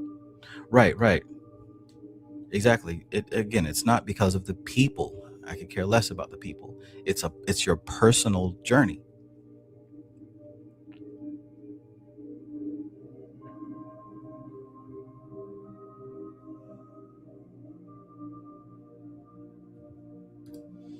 Lady Justice says tithing can also be semen retention. Dang. Wait a minute. Whoa, wait a minute now. I might have to think about that. Interesting.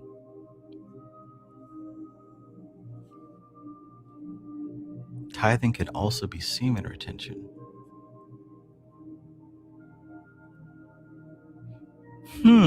That's a big one right there. I like that.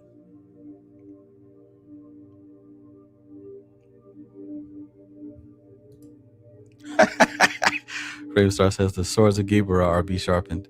Yeah, well, you know, it's about the end. We're at the end. We'll wrap it up, so it's all good. I appreciate your sharp eye, my friend.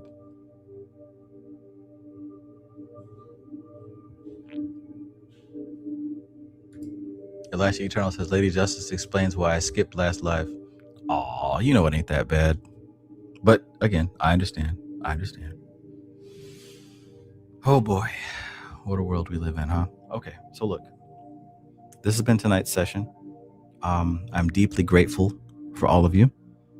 As the first chapter that we read stated, I gain an energy boost and a recharge and a reminder as to why I do this when you guys interact with the stream or, just with the content or whatever. So I appreciate you and I thank you.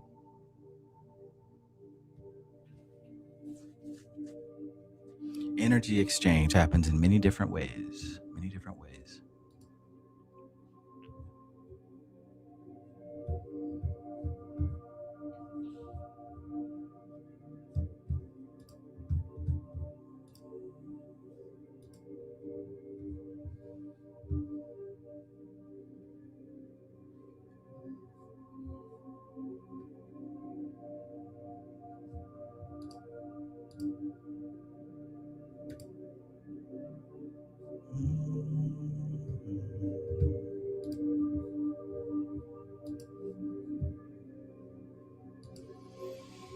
All right.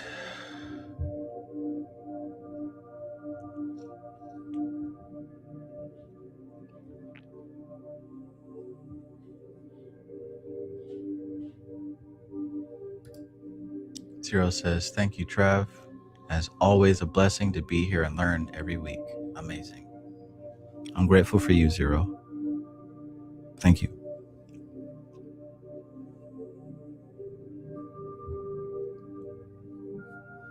Elisha Eternal says, Emperor Palpatine. Yeah, that guy has quite a few children, at least in the canon original books. Lady Justice says, do you want to know what Ramakrishna said if you hold your seed for 12 years straight? Yeah, I would like to know what he said.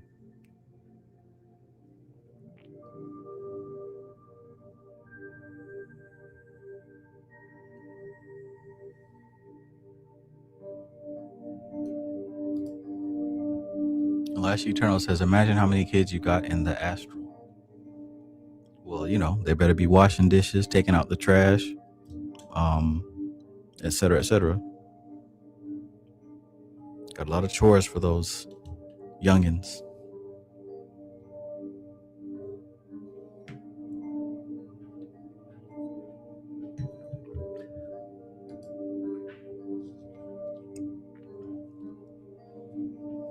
All right, so we will pick up next time Eliphas Levi and the Astrolite.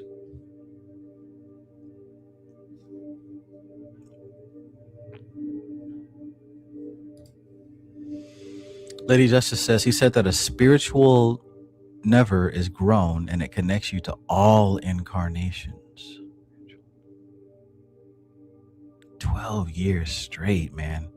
Will it even work anymore after that?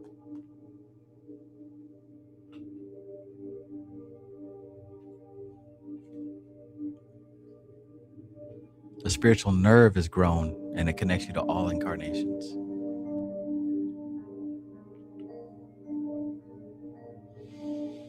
Oh boy.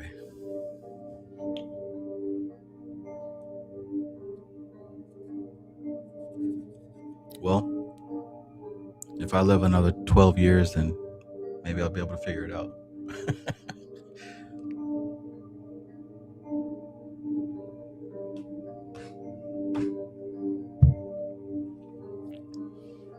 I might be having some technical difficulties here with this avatar. All right, so we'll wrap it up on this, and I'll catch you all next time. Once again, thanks for being here. I appreciate you all. This is TK Trav, aka Travis Magus, here with LVX777. I love you. Peace.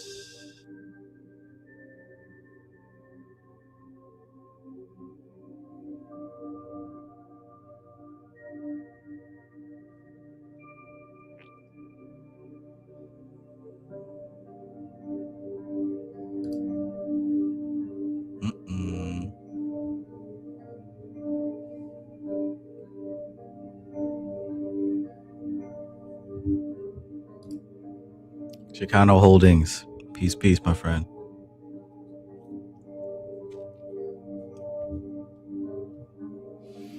Good night.